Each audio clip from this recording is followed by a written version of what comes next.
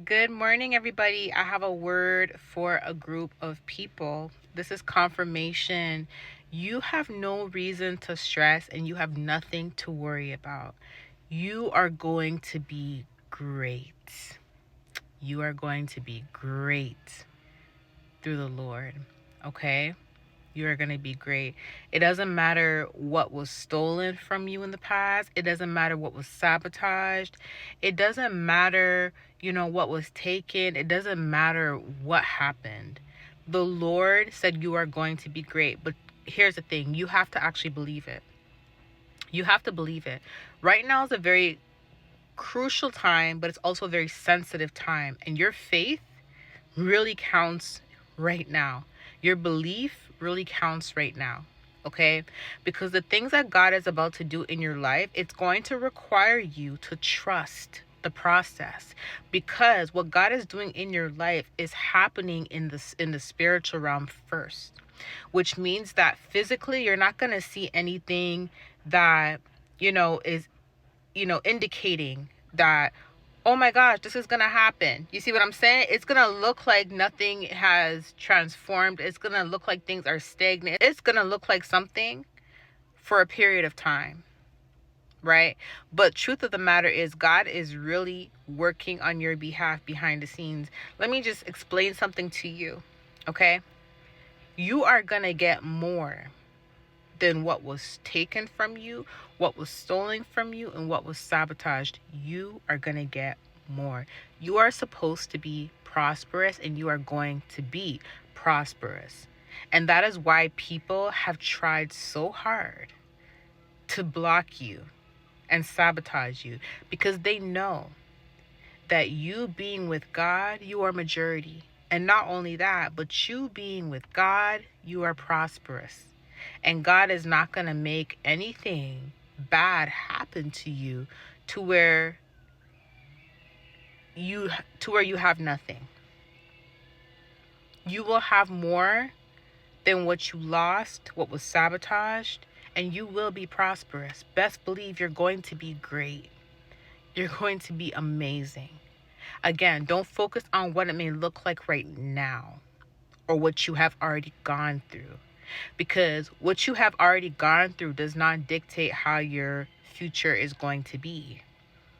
It's only a testimony for your future, right? So don't sit there and revolve what's happening now or what happened. Don't let that be the statement of the outcome, because it's not. It's not. It was only a step into the right direction, because wisdom, knowledge was gained from that experience that taught you. And a lot of the betrayals you went through has also taught you. It has strengthened your discernment, right? You now know what to look for pertaining to red flags because of what you've endured. Okay? God said, my plan is to prosper you, not to harm you, to give you hope and a future. Right? Hope and a future. What did he say? To give you hope and what? A future. Which means what? Something that is to come. Right? So why are you worried about what's happening now in the present when there's more to come?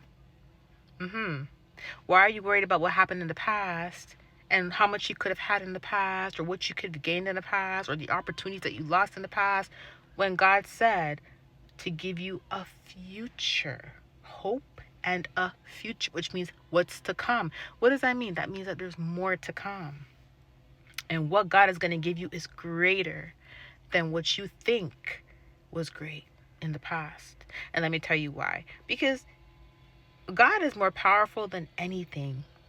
He's more powerful than any witch, any warlock, any destiny transfer, any demon. He's way more powerful than these things. Okay? So you have to understand something. In Galatians, Paul talks about the things that are against God. And even in Proverbs, it talks about the 7 things the Lord hates and 6 that are detestable to him. And a part of these A part of the list in Galatians and Proverbs, even in the 10 Commandments, is thou shalt not steal, thou shalt not covet. Also, God does not like sorcery. When people use sorcery to control someone else's life and try to take things from people, the Lord hates that. So let me ask you a question. If the Lord can see what's to come, right?